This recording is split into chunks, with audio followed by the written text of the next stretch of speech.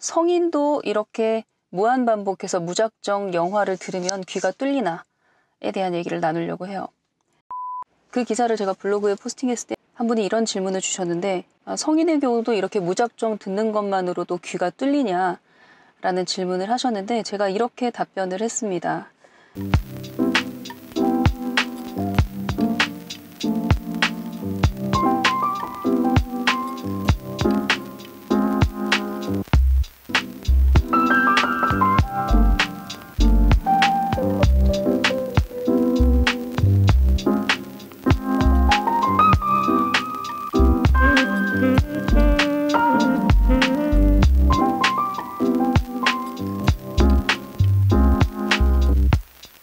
안녕하세요. 맘더리더 영어책 읽어주는 새벽달입니다.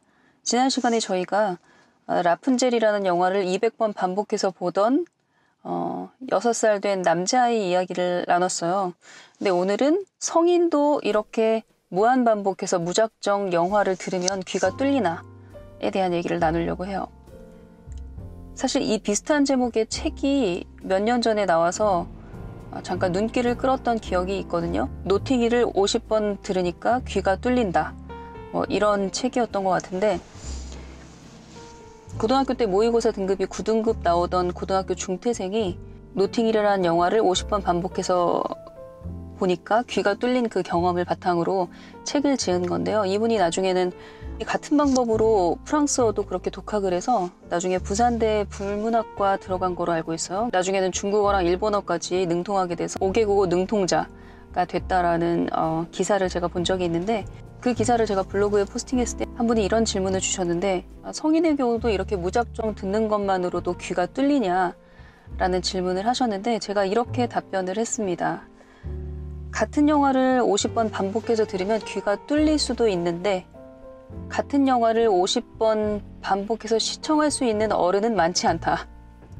그렇죠? 같은 영화를 50번 확률적으로 낮은 거겠죠.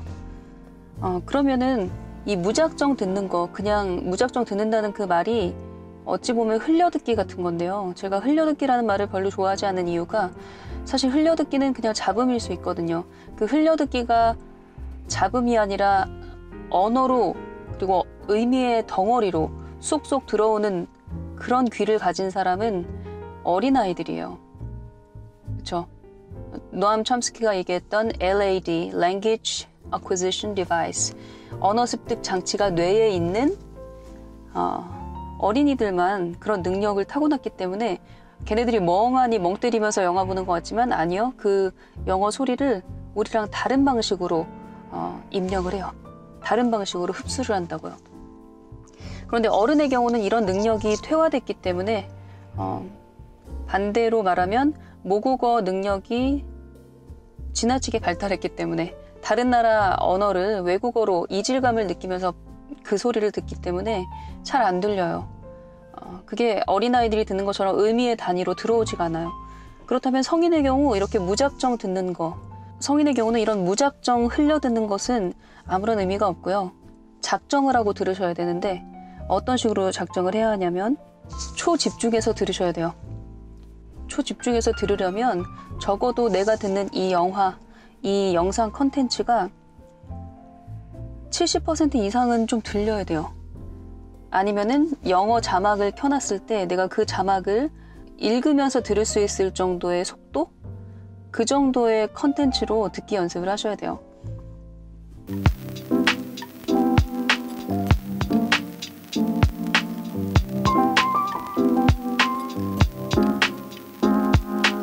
내가 지금 보고 있는 영어 콘텐츠가, 내가 지금 보고 있는 영화가, 혹은 미드 영드가 50%도 채 안 들린다.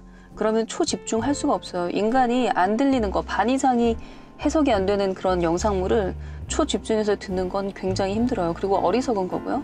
그럴 경우에는 듣는 영상물을 빨리 조금 그보다는 조금 쉬운 그런 영상물로 바꿔서 들으셔야 되고요. 그러니까 첫 번째는 초집중해서 듣기 위해서 그 재료가 나의 듣기 실력과 내가 시청하는 영어 영상물, 영국 드라마, 미국 드라마, 시트콤, 그런 영화들이 적어도 70% 정도는 들을만 해야 돼요. 알아들어야 돼요. 그래서 한 30%는 약간 챌린징하지만 그래도 자막의 힘을 빌어서, 그게 한글 자막이든 영어 자막이든, 너무 안 들릴 때는 한글 자막을 켜놓고 보셔야겠죠. 조금 들린다 싶으면 영어 자막을 세팅해놓고 들으셔도 좋고요. 그리고 속도도 너무 빠르지 않은, 주제도 일상을 다루고 있는, 그러니까 내 수준에 맞는 그런 영어 콘텐츠를 우선 선택하는 것이 첫 번째 작정해야 될 일이고, 두 번째, 그 잘 안 들리는 30%를 메꾸기 위해서 약간의 요령이 필요한데요. 조금 적극성을 발휘한다면 그 영화 대본을 출력해서 책으로 하나 엮어서 그 대본을 소리내서 낭독하는 연습을 따로 하는 것도 추천해요.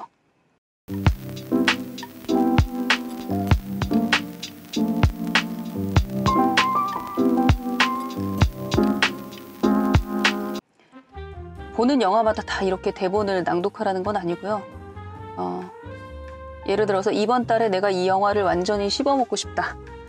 한 달 동안 그 대본을 소리내서 낭독해보고 좀 더 적극적으로 공부를 하고 싶으신 분은 제가 그 까이오 DVD 통째로 외우는 법이라는 영상에서도 소개했듯이 단순히 낭독하는 연습만 하는 것이 아니라 한국어를 옆에 적고 오른쪽에 영어 정답을 적어놓고 한국어를 보면서 영작을 할 수 있을 정도로, 입으로 영작할 수 있을 정도로 그렇게 외우는 것도 좋아요. 그렇게 영화 한 편을 완전히 입으로 낭독하고 입으로 영작하는 그런 수준에 도달하면 듣기가 굉장히 늘어요. 스피킹도 당연히 늘지만 듣기 실력이 확 늘어요. 그래서 두 번째 달에 두 번째 영화로 도전을 할 때, 세 번째 달에 세 번째 영화를 대본으로 도전을 할 때 속도가 점점 빨라지는 걸 느낄 수가 있어요. 그리고 낭독이 굉장히 쉬워지는 걸 느낄 수가 있고 영작이 굉장히 수월해지는 걸 느낄 수가 있어요. 그래서 처음 대본을 이렇게 낭독하고 외우고 하는 것이 어렵지, 한 3번 정도, 영화 3편 정도 하게 되면 자신도 깜짝 놀랄 정도로 아마 귀가 뚫리는 걸 경험을 하실 거예요. 그리고 세 번째 작정할 것, 이게 가장 적극적인 영화 시청 방법일 텐데요. 지금 우리가 내 수준에 맞는, 그러니까 70%는 들리는, 이해가 되는 그런 영화와 그런 주제를 그런 주제의 영상물을 선택을 했다. 그리고 또 대본을 소리내서 낭독해보고 소리내서 영작까지 해봤다. 그리고 세 번째로 진짜 영어를 잘하고 싶으신 분, 진짜 스피킹을 잘하고 싶고 듣기도 좀 빠른 속도로 향상시키고 싶다 하시는 분은 쉐도잉을 추천해요.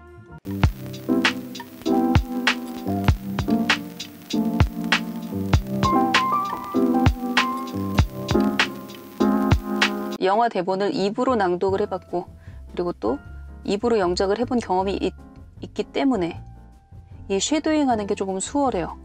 왜냐하면 거의 다 외운 상태거든요. 그러니까 쉐도잉을 하게 되면 주인공과 동시에 말을 하는 거잖아요. 들음과 동시에 말을 하는 거니까 아주 속도감 있고 유창한 그런 영어 스피킹 실력을 쌓을 수 있는 최고의 방법이에요, 쉐도잉. 그런데 제가 언제 아란TV인가? 그분께서 쉐도잉에 대해서 설명하는 걸 보고 좀 놀랐는데, 그분이 하는 그건 쉐도잉이 아니에요. 연따지. 문장을 듣고 영어로 따라하고, 문장을 듣고 영어로 따라하고, 그거 쉐도잉 아니고요. 쉐도잉은 문장을 들음과 동시에 따라하는 게 아니라 문장을 들음과 동시에 내뱉는 거예요. 그렇기 때문에 쉐도잉 연습할 때는 그냥 이렇게 화면을 보면서 연습하는 건 불가능해요. 동시 통역사들처럼 반드시 이어폰을 귀에 꽂고 영상물을 들으면서 동시에 이렇게 쉐도잉을 해야 됩니다. 안 그러면 내 목소리에 묻혀서 들리지가 않아서 할 수가 없어요. 그래서 그렇게 쉐도잉을 하시면 퍼펙트. 그런데 이 첫 번째, 두 번째까지만 해도 아주 훌륭해요. 귀가 뚫리고 입이 조금 유창하게 되는 거 가능합니다. 그래서 성인의 경우는 지난 시간에 소개해줬던 그 라푼젤 200번 무작정 보는 그런 어린아이처럼 영화를 접근하시면 안 되고, 무작정이 아니라 작정하시고 이 3가지 전략을 잘 활용하셔서 단기간 내에 실력을 한번 확 올려보세요. 분명히 가능해요.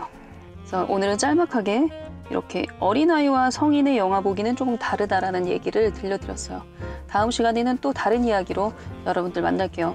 혹시 오늘 제가 말씀드렸던 이 영화 보는 방법에 대해서 성인이 영화를 통해서 혹은 미드나 영드를 통해서 영어 듣기와 말하기 실력을 향상시키는 이 문제에 대해서 질문이 있거나 혹은 이해가 안 되는 부분이 있거나 아니면 나는 그렇게 생각하지 않는다 하는 부분이 있으시면 댓글로 남겨주세요. 그럼 우리 댓글을 통해서 계속해서 소통할 수 있으니까요. 네, 오늘은 여기까지 하고 영상을 마칠게요. 시청해주셔서 감사합니다. 댓글, 좋아요, 구독 잊지 마시고요.